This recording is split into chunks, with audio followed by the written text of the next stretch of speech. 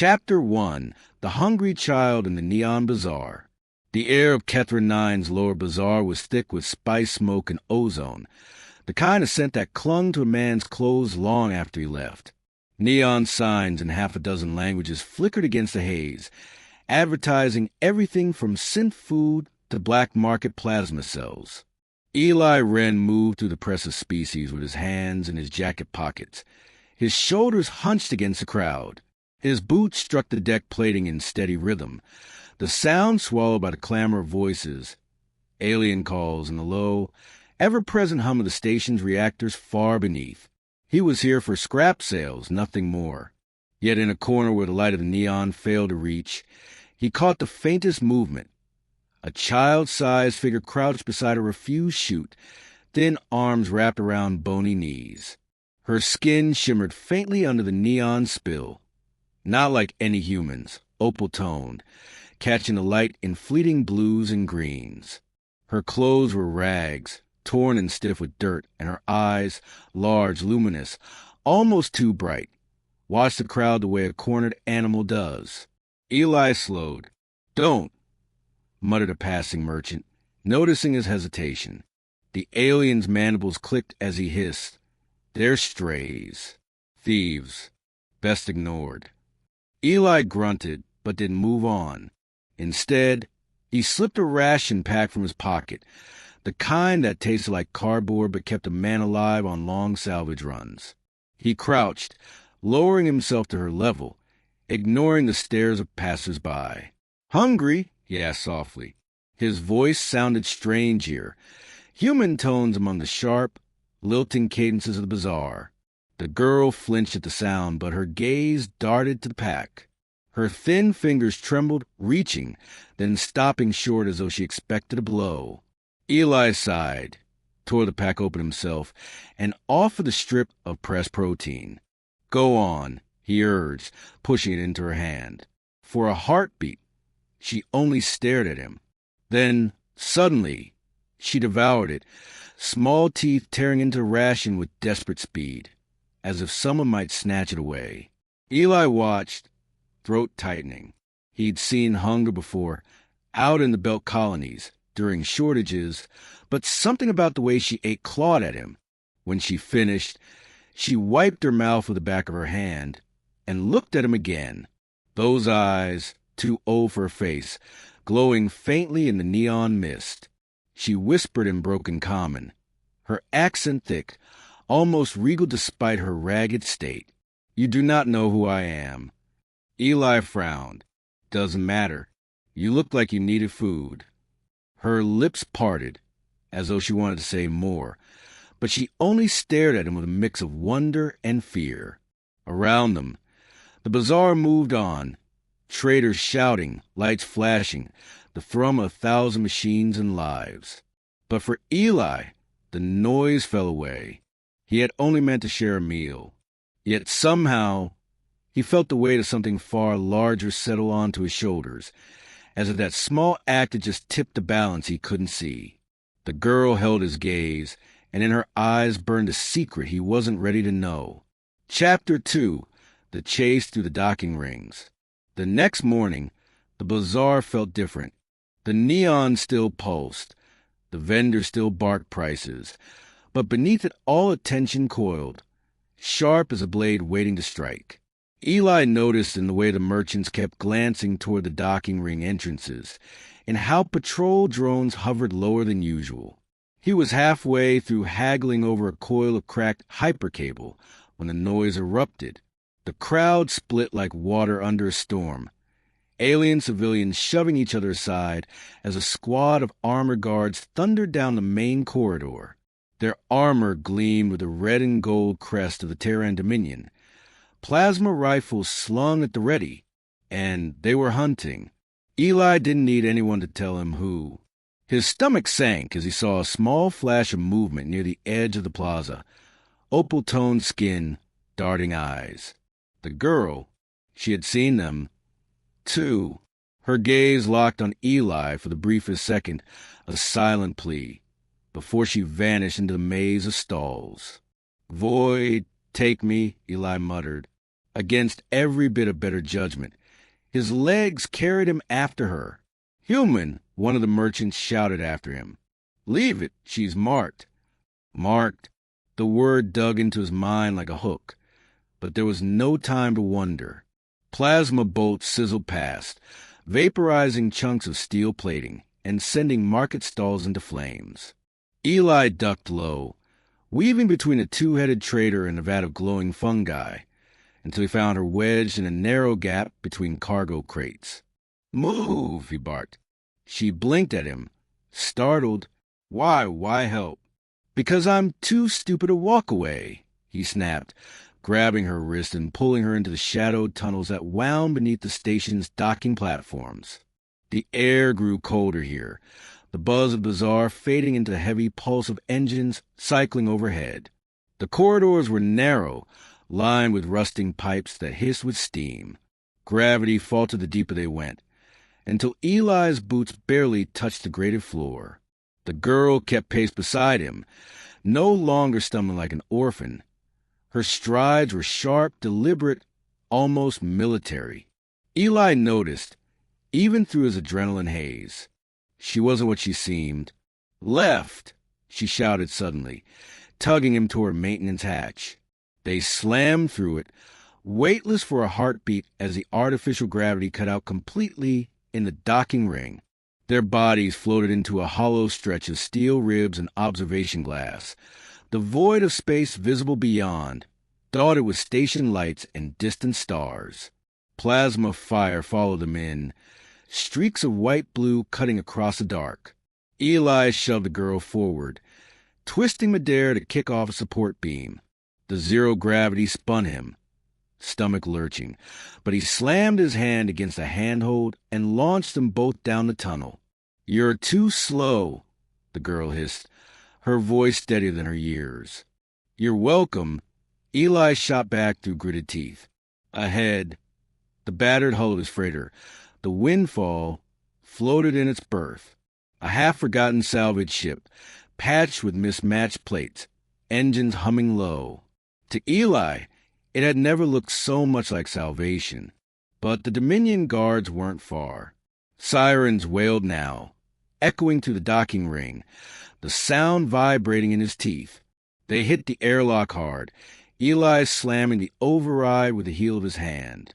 The hatch yawned open just as another bolt screamed past, searing a molten hole in the plating beside them.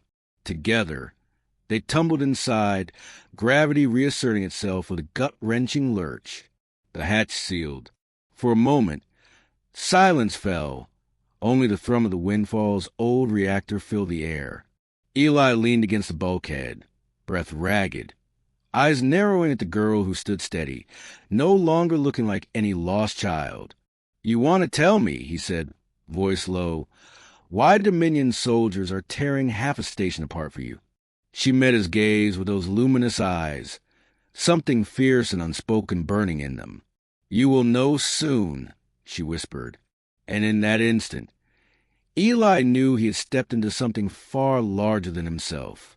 Chapter 3, Revelation of a Princess.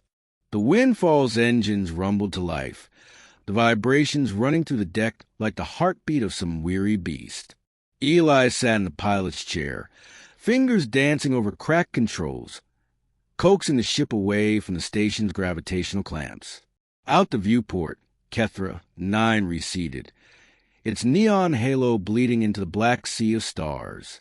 Behind him, the girl sat rigid in the co-pilot seat, hands folded in her lap, her gaze fixed not on the stars but on him. The neon rag she wore looked even more out of place here, against the humming glow of human tech, patch consoles, and dangling wiring. Eli glanced sideways. "You want to tell me what the hell that was?" Dominion soldiers don't fire plasma bolts through trade hubs unless they've got a damn good reason. Her lips parted, but no sound came. Instead, she closed her eyes and breathed slowly, as if steadying herself. When she spoke at last, her voice had changed, no longer halting, no longer timid. "My name is Elira Vatanis," she said. each syllable flowing with crisp precision, the cadence strange and noble. Firstborn of High Sovereign Maelric Vatanus, heir to the Terran Dominion. The words hung in the cockpit like the sharp crack of a plasma shot. Eli froze, one hand still on the throttle. He turned, staring at her. She sat perfectly upright now, her shoulders squared, her luminous eyes glowing faintly in the dim cockpit light. The ragged girl he'd fed in Bazaar had vanished. In her place sat someone entirely different. "You're joking," Eli said flatly. "I do not jest." He barked out a laugh, sharp and disbelieving. "I thought I picked up a starving kid. Instead, you're telling me I got the Dominion's bloody princess eating my rations and bleeding heat signatures all over my ship." Her gaze flicked toward the viewport, where distant patrol ships blinked like watchful eyes in the void. "If they find me, they will not just burn your ship. They will burn you, your name, and anyone who ever spoke to you." Eli swore under his breath, leaning back in the chair. He ran a hand over his stubble, trying to process. Why? Why are they chasing you? Shouldn't you be, I don't know, on a throne somewhere? Alira's face tightened. For the first time, her voice cracked, breaking through the regal facade. "My family was murdered. A coup. Loyalists smuggled me away through the underlevels of Kethra 9. I have been surviving ever since." Her hands clenched in her lap. She looked smaller then, despite her posture, despite her bloodline. Eli exhaled slowly, the old freighter groaning, as if echoing the weight of her words. He studied her, the glow of her skin, the way her pride flickered against exhaustion. She was both fragile and unbreakable, a contradiction he couldn't look away from. "You could have kept running," he said at last. "Why look at me? Why trust a human?" She hesitated, then whispered, "Because you were the only one who saw me. Not a title, not a crown, not a price on my head. Just hungry." The silence between them deepened. Only the steady thrum of the Windfall's reactor filled it. Eli rubbed his temples, a bitter laugh escaping. "Void, take me. I really should have walked away." Yet, even as he said it, he knew he wouldn't. Something about her, about that flicker of humanity in an alien princess's eyes, bound him more tightly than any contract or bounty ever could. Out beyond the viewport, the stars stretched endless and cold. Inside, the bond between them had just begun to spark, fragile but dangerous, like a fuse waiting for flame. Chapter 4. Between Loyalty and Betrayal. The Windfall drifted on the dark edge of Kethra 9's outer ring, its old hull camouflaged against a clutter of orbital scrap fields. Inside, Eli hunched over the comms console, scanning encrypted chatter across half a dozen frequencies. Too many voices, too many whispers. Alira sat across the narrow cockpit, her posture perfect despite the cramped chair. Even in the dim glow of the panels, the faint iridescence of her skin marked her as something otherworldly. She hadn't spoken in an hour, only watching him, her eyes sharp as twin blades. Eli finally broke the silence. Words out. "Someone put a bounty on your head. Big one. Enough to buy half a moon." Alira's lips pressed into a thin line. "It will draw hunters. Desperate men. Desperate species." "Yeah." He flicked the screen off with a grunt. "And some of them, I use to drink with. That's how bad it is." Almost on cue, the comms crackled alive, an old channel Eli hadn't heard in years. A familiar voice, thick with a Belkan accent. "Eli Wren, you in there, old friend? You got cargo I need. Hand her over, and maybe I'll forget the debt you still owe." Eli swore softly under his breath. Belkan Torv, once a salvager like him, now running with mercenaries. The voice continued, oily with false warmth. "Come on, human. This isn't your fight. You hand the girl over, you walk away rich.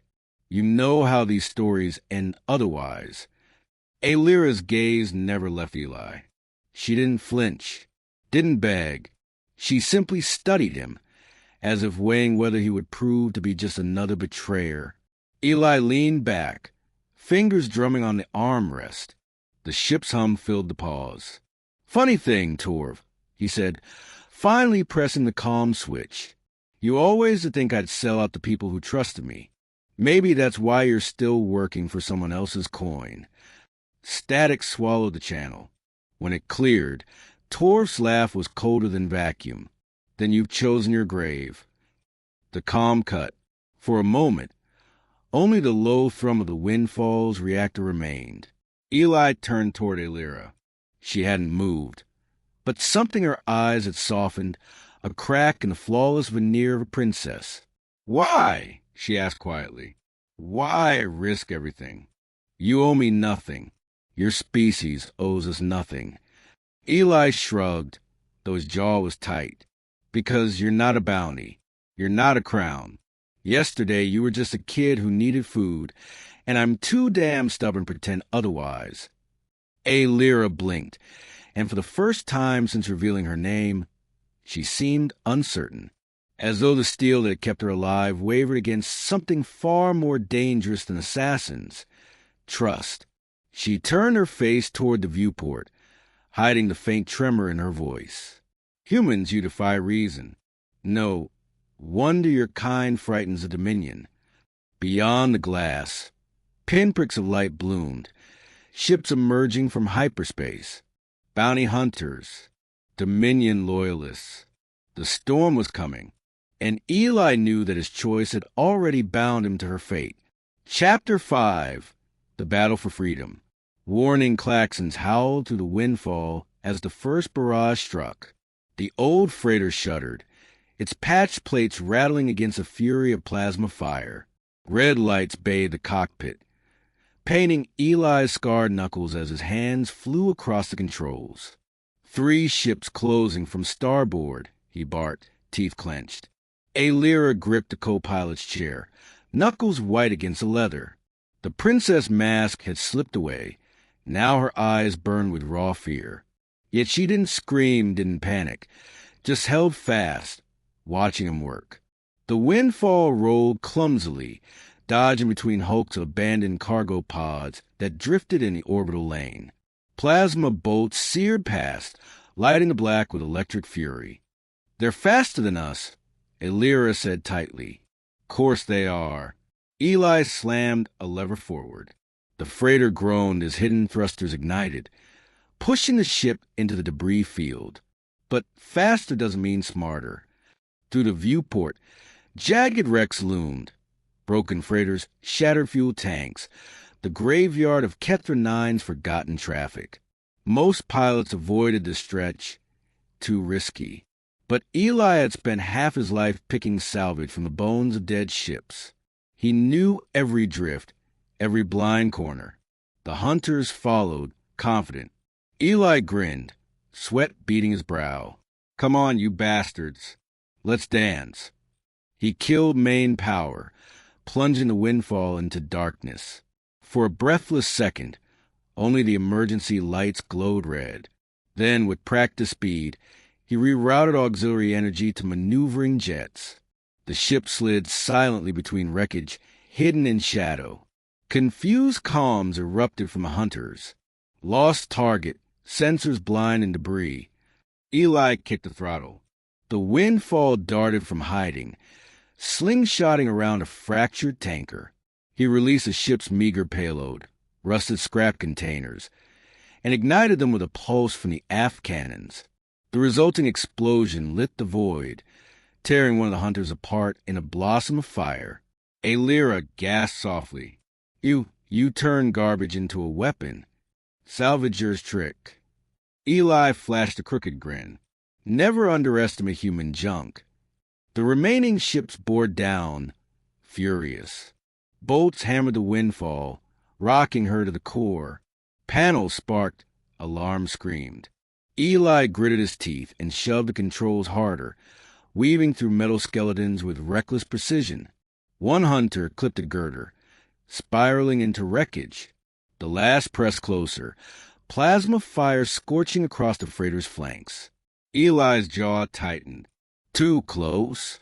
He slammed the ship sideways, scraping a massive hull plate.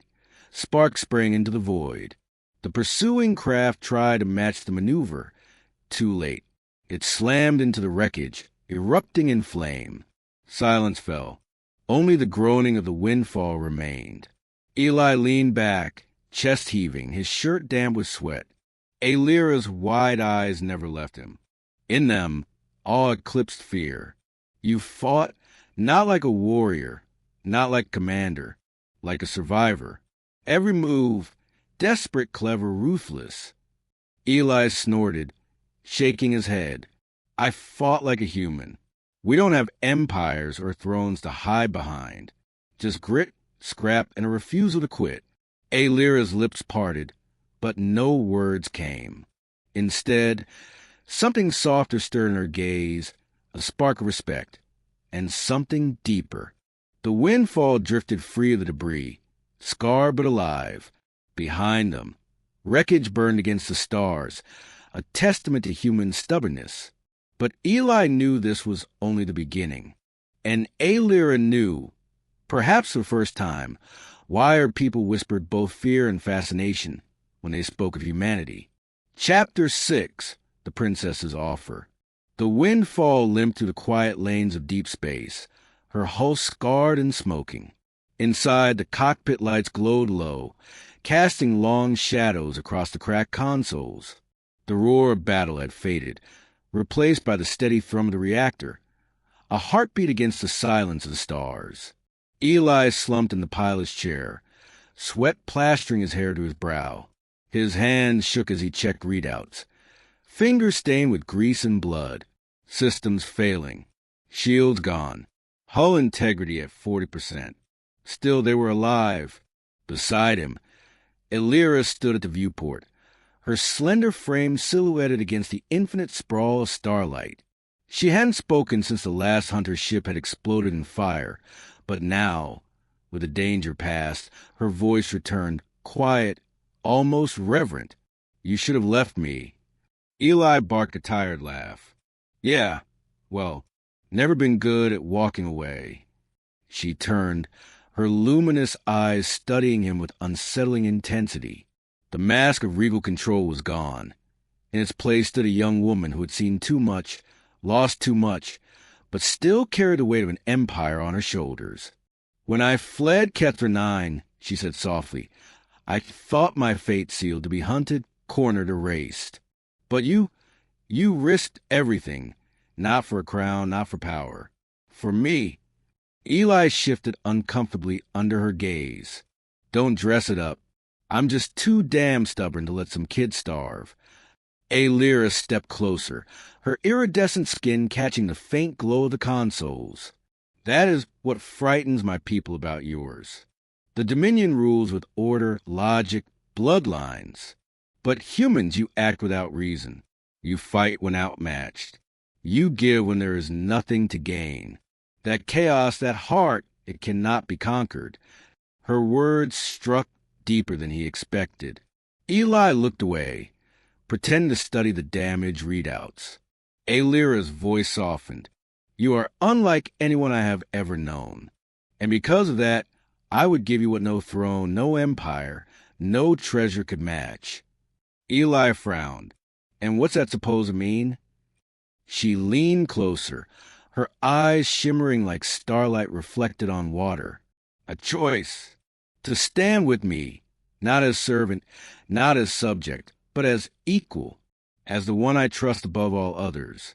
My throne, my future, my heart. The hum of the ship seemed to fade. Eli stared at her, caught between disbelief and something dangerously close to hope. You're serious, he whispered. Her hand, warm and trembling, brushed his.